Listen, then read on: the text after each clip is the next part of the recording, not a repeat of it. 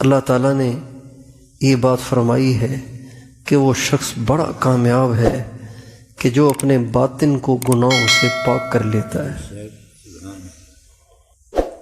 اور 11 قسمیں کھانے کی اللہ کو تو ضرورت نہیں ہے، اللہ ایک دفعہ فرما دیتے تو بات کافی ہوتی، لیکن اللہ تعالیٰ ہم جیسے بے حسوں، لاپرواہوں، نالائقوں، غافلوں، سوئے ہوں کو بیدار کرنے کے لیے، ان کو جھنجھوڑنے کے لیے، ان کو ہوش میں لانے کے لیے اللہ تعالیٰ 11 قسم کھا رہے ہیں، 11 دفعہ قسم کھا رہے ہیں۔ ہر قسم یوں سمجھیے گویا ایک ہتھوڑا ہے۔ جب ہمیں جگانا ہوتا ہے نا تو ہم دروازے کو بجاتے ہیں نا، ہمارے ہم مدرسوں میں جب طلبہ کو صبح کو جگایا جاتا ہے تو دروازے کو کھٹکھٹایا جاتا ہے، ٹھا ٹھا ٹھا ٹھا، بچے جاگ جاتے ہیں۔ اللہ تعالیٰ نے ہر قسم اٹھائی ہے تو گویا 11 دفعہ اللہ تعالیٰ نے زوردار دھماکے دار آواز کی ہے بندوں کو ہوش میں لانے کے لیے، ہوش میں آؤ، کیوں اپنے اندر کو گندا کیے پھر رہے ہو؟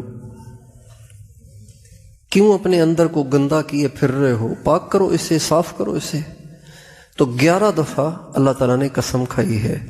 والشمس وضحاها، 2 قسمیں، والقمر اذا تلاها، والنہار اذا جلاها، واللیل اذا یغشاها، والسماء وما بناها، والارض وما طحاها، ونفس وما سواها فألهمها فجورها وتقواها۔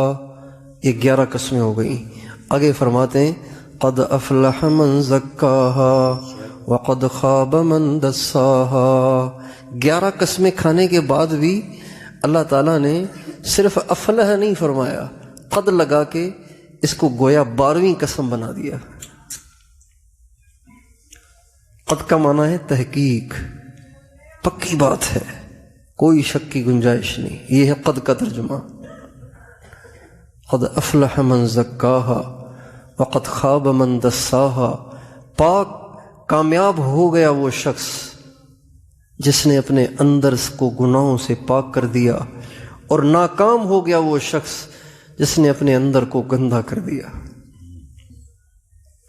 تو بہت سارے گناہ ہیں جو انسان کے اندر ہی اندر میں رہتے ہیں اور انسان اس کی فکر نہیں کرتا، اس کو صاف کرنے کی کوشش نہیں کرتا، وہ اندر ہی میں رہ جاتے ہیں۔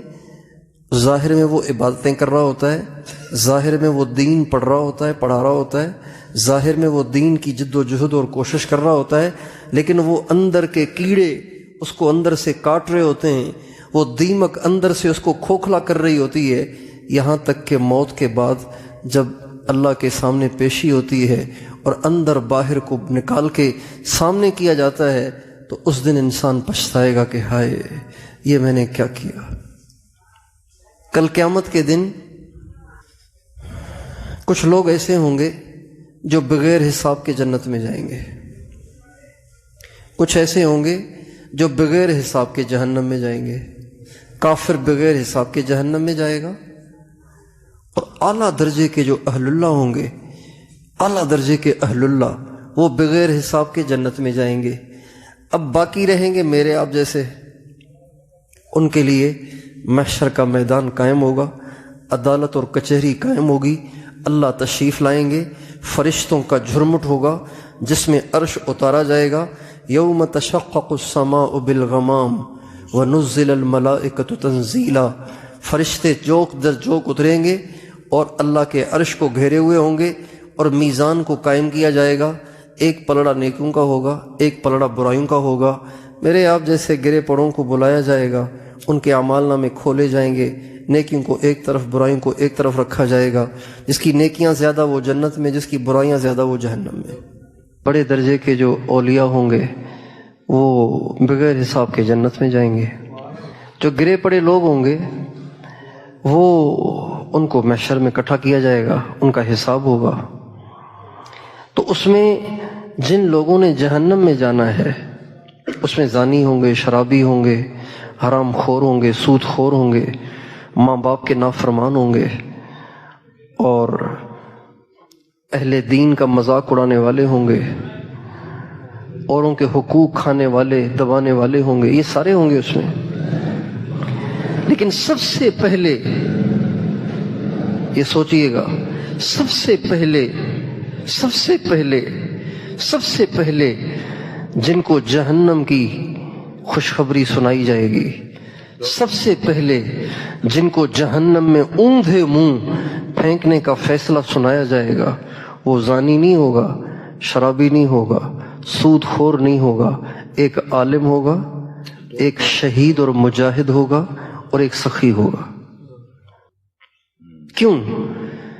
علم تو پڑھ لیا اور پڑھا لیا، لیکن اپنے اندر میں جھانک کے کبھی غور نہیں کیا کہ میں اندر میں کیا ہوں۔ جہاد کیا اللہ کے راستے میں، لڑتے لڑتے، جد و جہد کرتے کرتے، کوشش کرتے کرتے اپنی جان بھی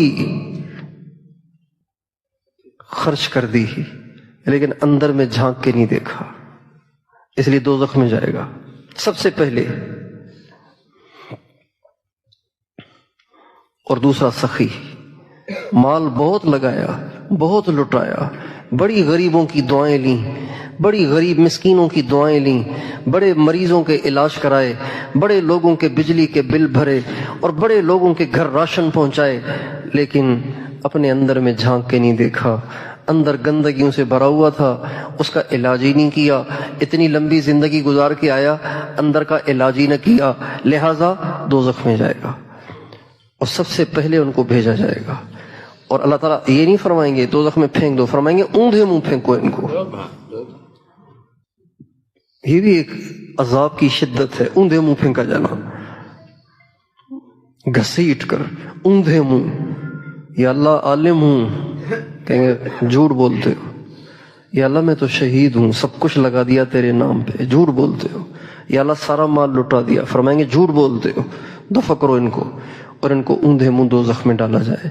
اندر کی برائیاں ختم نہیں کی،